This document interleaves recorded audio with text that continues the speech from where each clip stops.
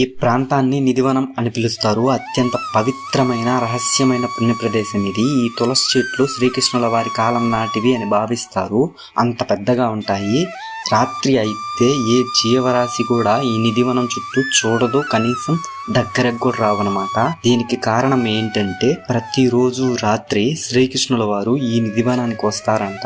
రాధాదేవిని కలవడం కోసం స్వామివారు రావడానికి మధ్యలో ఒక టెంపుల్ ఉంటుంది. ఆ టెంపుల్లో ఆ స్వామివారికి ప్రసాదము అలాగే పక్కన రెడీ చేస్తారు. ఉదయం లేసేసరికి అక్కడ ఎవరో పడుకున్నట్టు అక్కడ పెట్టిన ప్రసాదాలన్నీ తిన్నట్లు ఉంటుంది. తరతరాలుగా ఇలాగే జరుగుతుంది అనమాట ఈ నిధివనంలో. ఇదంతా నిజమా అబద్ధమా అని తెలుసుకోవడానికి ఒక హిందీ యూట్యూబర్ నైట్ అంతా ఈ నిధివనంలోనే ఉన్నాడు అనమాట. అతనికి ఏమైందో కూడా ఈ వీడియోలో చెప్తాను. వీడియోని అయితే ఫుల్ గా చూడటానికి ట్రై చేయండి.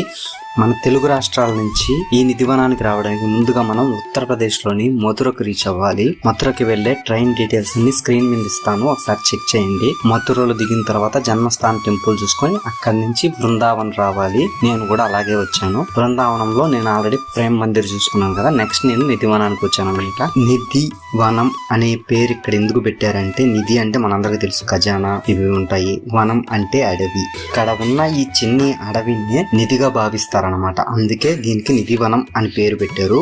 ఈ ప్రాంతంలో చాలా తులసి మొక్కలు ఉన్నాయి. ఈ మొక్కలు శ్రీకృష్ణుల వారి కాలం నాటివి అని చెప్పి వాటిని కాపాడుకోవడానికి ఒక బోన్ లాగా మనల్ని ఆ బోన్ నుంచి తీసుకుని వెళ్ళిపోతారు. పగలైతే ఇక్కడ చూడటానికి అద్భుతంగా ఉంటాయి. ఎన్నో కోతులు, ఎన్నో జీవరాశులు ఈ నిధివనం మీద ఆధారపడి బతుకుతూ ఉంటాయి. ఈ తులసి చెట్లు శ్రీకృష్ణుల వారి కాలం నాటివంట. ఎంతో ఓల్డ్ తెలుసా? ఒకసారి చూడండి. మామూలు తులసి చెట్టు కాండం చాలా చిన్నగా ఉంటుంది, కానీ ఈ తులసి చెట్లు కాండాలు చూడండి ఎంత పెద్దగా ఉన్నాయో.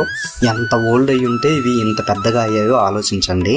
ఈ నిధివనంలో మధ్యలో ఒక టెంపుల్ ఉంటుంది. ఆ టెంపుల్ ని రంగమహల్ అని పిలుస్తారు. ఈ ఆలయంలో ప్రతిరోజు రాత్రి హారతి తరువాత ఈ ఆలయంలో ఒకలాగా ఒకటి ఏర్పాటు చేసి అక్కడ నీళ్లు, కిల్లీలు, లడ్డులు పెట్టి పూజారి భక్తుల సమక్షంలో ఆ ఆలయానికి తాళం వేసి ఆ నిధివనాన్ని అందరూ విడిచి వెళ్లిపోతారనమాట. నైట్ అయితే ఎవ్వరు ఉండరు. ఈ నిధివనం చుట్టూ కనీసం చూడను కూడా చూడరు. తెల్లారి మళ్ళీ నిధివనం లోపలికి వచ్చి ఆ ఆలయం తలుపులు తీస్తే ఆ పక్క మీద ఎవరో పడుకున్నట్టు, ఆ లడ్లు, ఆ నీళ్లు ఎవరో తిన్నట్లు, తాగినట్లు కనపడతాయి. ఇవన్నీ భక్తులకి అక్కడ తీసిన పూజారి గారు ఇవన్నీ చూపిస్తారు. ఇప్పటికీ అలాగే జరుగుతూ ఉంటుంది. ఇది నిజం అని చెప్పడానికి కారణాలు ఏంటంటే, ఈ నిధివనం చుట్టూ ఉన్న ఇళ్లలో వాళ్ళు చాలా మంది సౌండ్స్ అయితే విన్నారంట. ఈ నిధివనంలో ఎవరో పాడుతున్నట్లు, వేణుగానాలు, డాన్స్ వేస్తున్నట్లు, మాట్లాడుకున్నట్లు విన్నారంట. ఇదంతా నిజమా కాదా అని తెలుసుకోవడానికి ఒక హిందీ యూట్యూబరు నైట్ అంతా ఈ నిధివనంలోనే స్టే చేశాడనమాట.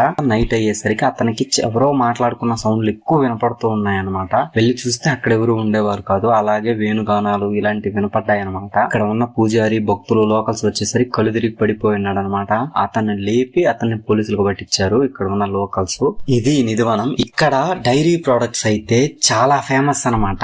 అందుకే నేను ఒక లస్సీ కూడా తీసుకున్నాను. ఎందుకంటే శ్రీకృష్ణుల వారికి ఈ డైరీ ప్రొడక్ట్స్ అంటే చాలా ఇష్టం కదా. ఇక్కడికి అలాగే నడుచుకుంటూ వెళ్ళామంటే యమునా నది ఒడ్డుని చాలా చెట్లు కనపడుతూ ఉంటాయి మనకి. ఇళ్లతో పాటు చెట్లను కూడా కట్టేసి ఉంటారు.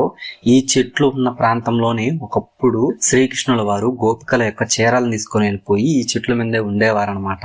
అందుకే ఈ యమునా నది ఒడ్డున ఉన్న చెట్లని పూజిస్తారు ఇప్పటికి కూడా. ఇవి ఆనాటి కాలం నాటివి కాకపోయినా సరే పూజిస్తారు. ఎందుకంటే ఈ ప్రాంతంలో ఖచ్చితంగా ఒకప్పుడు అయితే చెట్లు అయితే ఉండేవే కదా, ఆ మూలాల వలన పూజిస్తారనమాట.